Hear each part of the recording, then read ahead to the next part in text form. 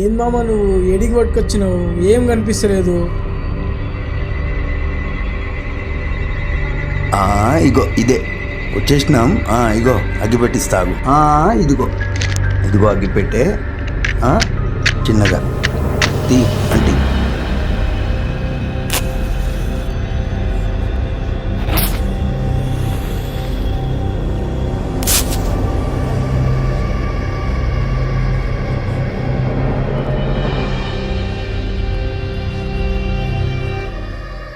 ఇది కేకా?